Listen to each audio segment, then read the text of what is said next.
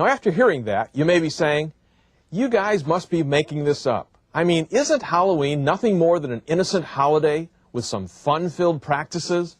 Who else agrees with you that Halloween stemmed from such terrible pagan practices? Well, if you've got an Encyclopedia Britannica in your home, turn to the article on Halloween in it, and you'll read this information, quote, "In ancient Britain and Ireland, the Celtic festival of Samhain was observed on October 31st, at the end of the summer." Now, you remember that Samhain was the name of the chief druidic god, the name they gave to him showing that he was the Lord of the Dead or the Lord of Death. The Encyclopedia Britannica continues, "The souls of the dead were supposed to revisit their homes on this day, and the autumnal festival acquired sinister significance, with ghosts, witches, goblins, black cats, fairies and demons of all kinds said to be roaming about. It was the time to placate the supernatural powers controlling the processes of nature. In addition, Halloween was thought to be the most favorable time for divinations concerning marriage, luck, health, and death. It was the only day on which the help of the devil was invoked for such purposes." End quote. Now, in the weeks to come, we're going to look at why ghosts and witches, black cats, Ouija boards, and various other forms of divination all are associated with Halloween. And as you will learn as we go along, these practices all go back to the occult and spiritistic pagan religious practices of the past.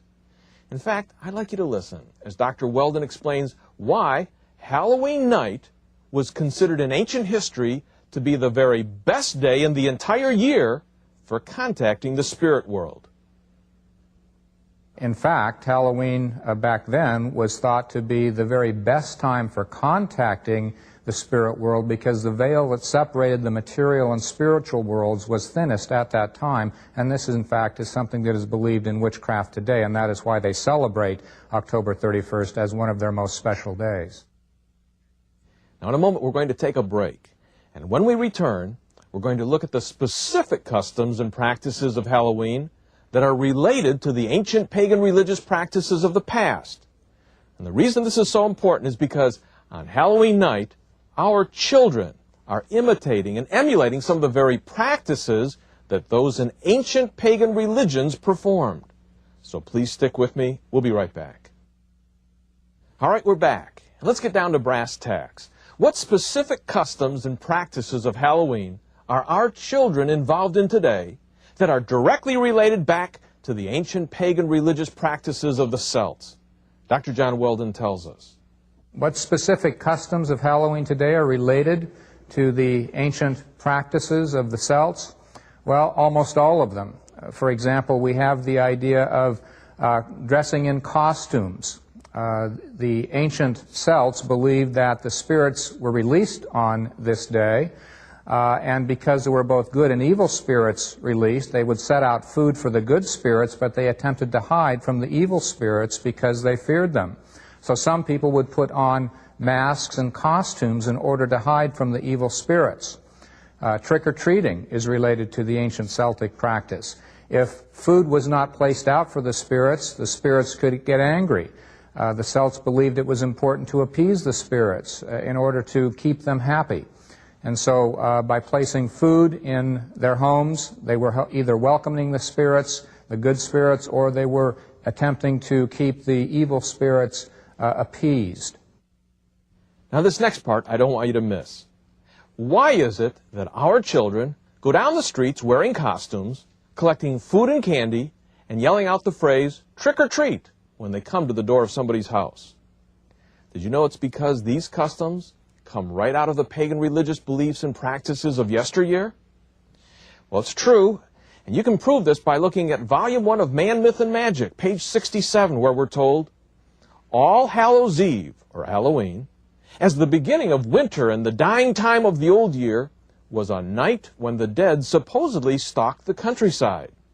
Offerings of food and drink were put out for the ghosts. And further in Volume 4 of Man, Myth, and Magic, we're told, because the Druids believed that during Samhain, or Halloween, the dead would play tricks on mankind and would cause panic and destruction, They, the spirits, had to be appeased. And part of this appeasement process involved the giving of food to the spirits as they visited the homes. End quote. This formed the foundation of the modern practice of trick-or-treat. Now, what other specific customs of Halloween today are related back to the ancient pagan religious practices of the past? I'd like you to listen. Another Halloween practice that goes back to the ancient Celtic religion is that of displaying fruits and nuts. And this, of course, has a dual aspect, one to keep the spirits that were released on that day happy by giving them an offering of food, and another because the Celts believed that certain nuts, for example, were sacred. They even thought that the acorn was a god. Next, we're going to examine the question of Halloween and whether or not Christians should participate in it from a different angle. Mainly, can it be shown that the activities of Halloween are in any way connected to the world of the occult? Well, I asked this question of Dr. John Weldon, and here's what he said. To the question, are the activities of Halloween in any way connected to the world of the occult? Let me assure you that they definitely are. Several days before Halloween, we find our children's classrooms decorated with ghosts and witches and black cats. The kids are all out buying costumes related to the occult. What do you think these symbols mean? Let me again assure you that these symbols and many of the practices associated with Halloween are clearly related to the world of the occult. Now, maybe you're wondering, how do you guys define the word occult? Well, I'm glad you asked, and here's the answer. Okay, what is the definition of the word occult? The occult actually means something hidden, and it's used in the sense of establishing contact with supernatural forces in order to get power and knowledge from them.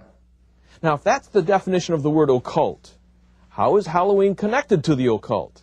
Listen carefully. How are Halloween and the occult connected?